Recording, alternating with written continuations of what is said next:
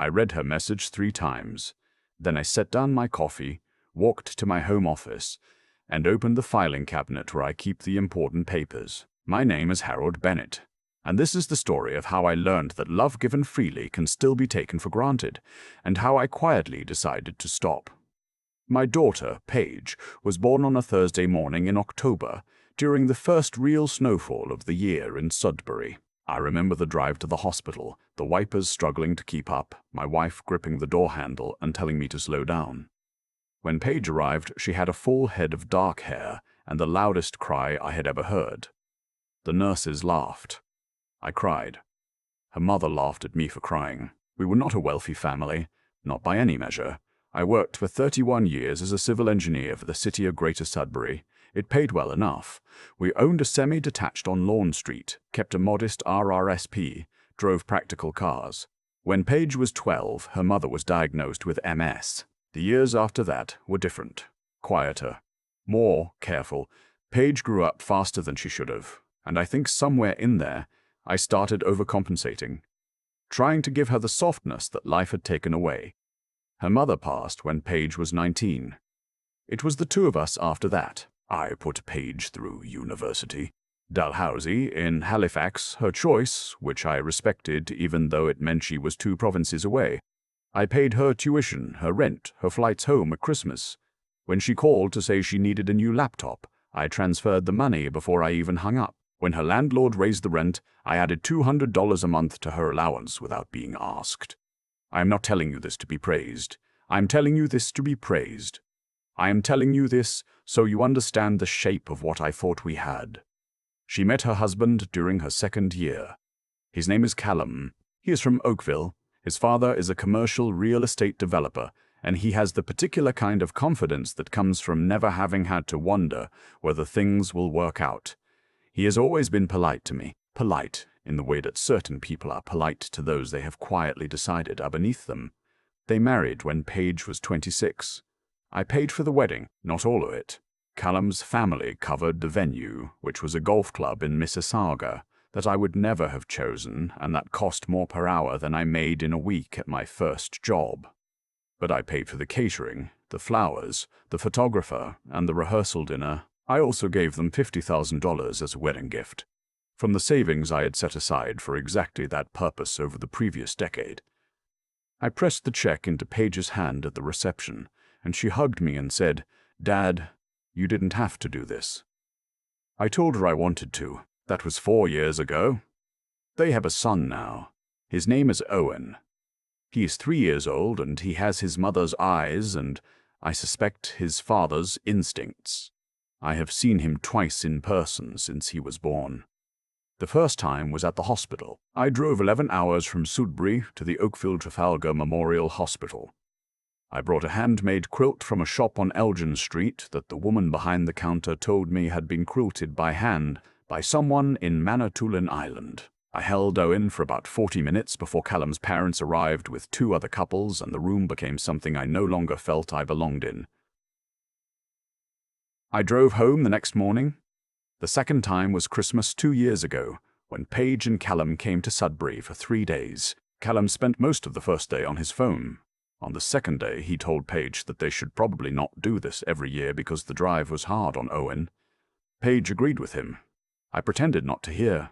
I am 64 years old. I retired early last year because my left knee had begun to make climbing stairs an event worth planning ahead for, and because, honestly, I had enough saved to make it work. I have a good pension, a healthy TFSA, the house which is paid off, and a financial advisor named Pete who has been keeping me from doing anything foolish with my money since 2008.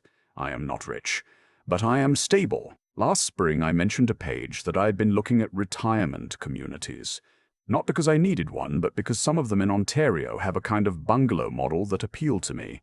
No stairs, maintenance handled, a social calendar if you want it, easy to ignore if you don't. I told her I was thinking about it as an option for maybe 5 or 10 years down the road. She called me back 2 days later to say that she and Callum had talked and that she thought it was a good idea. A great idea, actually. She said it would give me community and that she worried about me being alone in the house. and that these places have staff who can help when things get difficult. I told her I didn't think I was quite there yet. She said, "Dad, it's just smart planning." I said I appreciated the thought and changed the subject. 3 weeks later, on a Sunday evening in April, she sent me a message. I was sitting in the kitchen reading. It was just past 8. The message was long, longer than she usually writes, and it had clearly been thought about, possibly drafted. It said that she and Callum had been talking and that they wanted to be honest with me because they love me. It said that their life was full and that Owen needed so much right now, and that Callum's work demands were significant, and that they wanted me to have the right expectations going forward. It said, and I will not forget the exact phrasing, that I should not plan on them being my primary support system as I get older, that they had their own family to focus on, that they hoped I understood and that they would always love me, but that I needed to be realistic. I read it 3 times. Then I set down my coffee, walked to my home office, and opened the filing cabinet. I have a will. I had it drawn up 7 years ago by a solicitor on Elm Street, whose firm has handled my family's affairs since my own father's time. In that will, I left my estate, the house, the TFSA, a modest life insurance policy, some savings bonds, to Paige. There was also a clause which my solicitor had suggested and which I had approved without much thought at the time, establishing a trust for any grandchildren. Owen was the only person who would have benefited from that. I sat at my desk for a long time. The house was quiet. Outside the kitchen window, the maple in the backyard had started to bud. My wife had planted that maple the year Paige was born. I thought about that for a while. I did not call Paige back that night. I called Pete instead. Pete works at an investment firm on Durham Street. He is 61, has known me for 16 years, and has the excellent quality of never seeming surprised by anything. I told him what the message had said. He was quiet for a moment. Then he said, "Okay, what do you want to do?" I said I wasn't sure yet, but that I thought it was time to have a real conversation about what the estate plan was actually for. Pete said, "Come in on Tuesday." I called my solicitor the next morning. Her name is Barbara. She is in her mid-50s, and she has a way of listening that makes you feel she has heard worse and has not yet been alarmed. I read her the message over the phone. She said, "I see." Then she said, "Would you like to come in this week or next?" I went in on Wednesday. I told Barbara what I wanted. I wanted to restructure the will. The house, which had been assessed at just over $800,000 in the most recent municipal evaluation, would no longer pass directly to Paige. Instead, it would go into a trust administered by Pete's firm, with the income used to fund a scholarship at Laurentian University for engineering students. I chose engineering because that was my field, and because I had benefited from a scholarship myself, in my second year, that I had never properly acknowledged. The scholarship would carry my wife's name. The TFSA and savings bonds I divided differently. A portion to my sister in Timmins, who is 70 and has never had much, and who drove 4 hours to sit with me the week my wife died and asked for nothing. A smaller portion to the Sudbury Food Bank, where I had volunteered 3 winters ago when I was testing out retirement and needed something to do with my hands. The life insurance policy I left as it was. Paige was still the beneficiary there. It felt important to leave something, but I wanted it to be modest enough that it couldn't be planned around. The trust for Owen I did not dissolve entirely, but I restructured it. Instead of an unconditional inheritance, it became conditional on Owen completing a post-secondary education, specifically a 2-year certificate program at minimum. My solicitor said this was not unusual. She had seen it done in both directions, parents motivating children, and now, apparently, grandparents motivating grandchildren independent of the middle generation. I told her I hoped Owen would think of it one day as a nudge from someone he barely knew, rather than a punishment. She nodded and wrote something down. I signed the documents on a Thursday afternoon. It was a grey day in May. I drove home on Regent Street and stopped at the Tim's on the way, which I almost never do, and got a large coffee and sat in the parking lot for a few minutes. I am not sure what I was feeling exactly. Not satisfaction, not the way you feel after settling a bill. Something quieter, like a decision that had been the right one and still felt heavy. I did not tell Paige. She called me that weekend, as she usually does on Saturdays. We talked about Owen, who had started a new daycare and was apparently very interested in trucks. She asked if I was eating properly, which was the question she asked every week in place of the harder questions. I told her I was making chili, which was true. We talked for about 20 minutes. She did not mention the message from April, and neither did I. This went on for about 6 weeks. What broke the silence was Callum. He called me on a Friday. This was unusual. Callum and I do not speak by phone. We exchange pleasantries at the holidays. So when his name appeared on my screen on a Friday evening in late June, I felt something in my stomach before I even answered. He said he wanted to talk to me about something sensitive. I told him to go ahead. He said that his father had mentioned, through someone in the legal community in Mississauga, that my solicitor's office had been handling what sounded like a significant estate restructuring. He did not use the word snooping. He didn't have to. He said he just wanted to make sure everything was okay, and that if I had any concerns about my financial situation, he and Paige would want to know. I said, "I appreciate that, Callum." There was a pause. I said, "My finances are fine. My will is my business, but I do want to have a conversation with you both. Can you bring Owen up to Sudbury next weekend?" He said he'd check with Paige. They arrived on a Saturday. Owen ran straight past me into the backyard, which I had expected and which I was happy about. I had put out some toys I bought at a shop on Elm Street, a small plastic dump truck, some sidewalk chalk. He occupied himself immediately and completely, the way 3-year-olds do when there is a purpose-built environment waiting for them. Paige watched him through the kitchen window while I made tea. Callum sat at the table and said nothing, which told me he was preparing something. I sat down across from him. Paige came and sat beside him. I said, "I want to talk about the message you sent me in April." Paige said, "Dad." I said, "Let me finish." She stopped. I told them that I had spent 31 years working for this city, that I had put money away every month since I was 27 years old, because I understood, from watching my own parents, what it looked like when people didn't, that I had paid for the wedding, for the university education, for the flights home at Christmas, for the laptop, for the increased rent, for the $50,000 check, not because I expected anything back, but because they were part of my life, and I wanted to give them ease where I could. I told them that the message in April had changed something for me. Not because I had ever actually expected to move in with them or become their responsibility.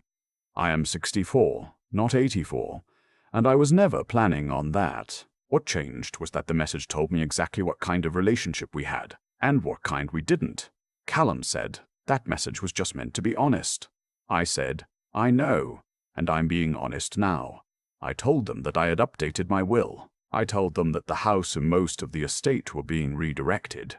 I did not list the beneficiaries. That felt like cruelty for its own sake, and I didn't want that. I told them that Owen still had a trust in his name, but that it was conditional on education and that it would be there for him if and when he needed it, regardless of anything else. Paige looked at me for a long time. Her eyes were wet. She said, "Dad, we're not after your money." I said, "I know you're not. This isn't about the money. It's about what I understood and what you confirmed." She said, "What did we confirm?" I said, "That I've been treating this as a partnership when it isn't one. And that's okay. I'm not angry. I just needed to be honest with myself about what I was building toward." Callum started to say something about this being an overreaction, and I raised my hand, not aggressively, just a gesture, and he stopped. I said, "I'm 64. I have a good pension. I have the house as long as I want it. I have friends here. I have Pete. I have Barbara. I have my sister in Timmins. I have enough. What I changed is what happens after I'm gone. And I made those decisions because they reflect what I actually value, not as punishment, as honesty." Owen came in from the backyard at that point, carrying the dump truck and covered in sidewalk chalk, asking for juice. I got up and got him juice. He sat on the floor next to the table and ran the truck back and forth across the linoleum while the three of us sat quietly. After a minute, Paige said softly, "I'm sorry about the message. It came out wrong." I said, "Tell me what it was supposed to say." She thought about it. She said, "I think I was scared, that you'd need more than we could give, and instead of talking to you, I just drew a line." I said, "That's more honest. Thank you." We talked for 2 more hours that afternoon. Not about the will. That subject was closed, and I didn't reopen it. We talked about her mother, which we hadn't done properly in years, about what it had been like for Paige when I was working all hours, and her mother was sick, about things Paige had carried that I hadn't known she was carrying. Callum mostly listened, which I think was the right instinct. Owen fell asleep on the kitchen floor with his head on the dump truck. They stayed for dinner. I made pasta because it was what I had. Before they left, Paige stood in the doorway for a moment and looked at me the way she used to when she was small and didn't have the words for something. She said, "Can I call you more? Like actually talk?" I said, "I've been waiting for that for a long time." She called the following Wednesday. Not on Saturday, not because she was checking a box. She calls on a Wednesday afternoon, and we talked for almost an hour about nothing in particular. About a book she was reading, about Owen's new obsession with dump trucks, about whether I should get the back fence replaced before winter. It was the most ordinary conversation we had had in years. It felt like something. I have not changed the will back. I want to be clear about that. What I restructured will stay as it is, because it reflects things I actually believe. About Laurentian, about my wife's name being attached to something that helps people, about my sister, about the food bank, about Owen understanding someday that something was left to him, that asked something of him in return. But the will was never the point. The point was the conversation we should have had years ago, before the message, before the distance. Before I became a financial resource in the background of someone else's life and stopped being a father in the foreground of my own.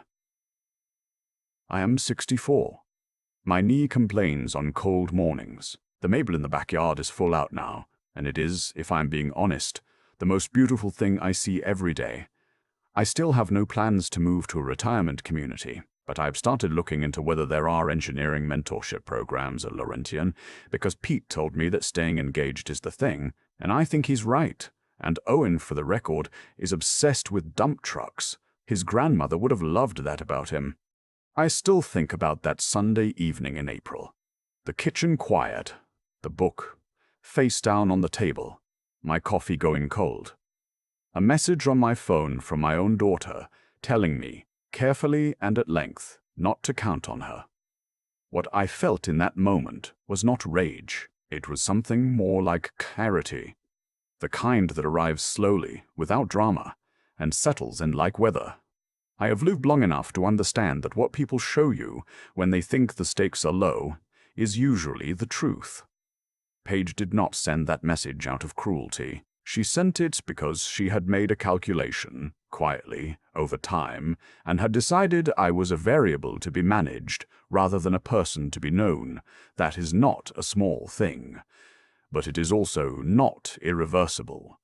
What I chose to do next was not revenge, and I want to be honest about that. Rewriting the will was not about punishment. It was about integrity. There is a kind of moral clarity that comes from aligning what you do with what you actually believe, and I had spent years letting those two things drift apart. I believed in education, in community, in the idea that what we leave behind should ask something of the people who receive it. My wife believed those things too. The scholarship carrying her name, that is not spite. That is fidelity to who we were. The intelligence in what I did was not cleverness. It was not strategy or leverage. It was simply the willingness to stop pretending, to look at the situation plainly, at the distance, at the pattern, at the message that made it undeniable, and to respond honestly rather than defensively. Callum called because someone in the legal community had noticed. That told me everything about what the original calculation had been built on. And it gave me the chance to have the conversation that should have happened years earlier, before the silence had calcified into something we were both too comfortable inside. What took the most out of me was not the legal appointments or the signatures. It was staying steady through all of it, not collapsing into bitterness, not softening out of loneliness, not reversing course when Paige stood in my doorway with wet eyes, staying clear about what I knew and what I valued, without needing anyone's permission to act on it. That kind of steadiness is harder than it sounds at 64 when the house is quiet and you are aware most nights that there are fewer years ahead than behind. But here is what I know now. Paige called on a Wednesday. Not Saturday, not out of obligation. A Wednesday afternoon, about nothing in particular, and we talked for an hour, like two people who had finally stopped performing for each other. That is worth more to me than any of it. The will stays as it is, because it reflects what I believe. But my daughter called on a Wednesday, and Owen is apparently still very interested in dump trucks, and the maple my wife planted is the most beautiful thing I see most days. Some things you cannot plan for. You can only be honest enough, steady enough, and clear enough. And then leave the door open.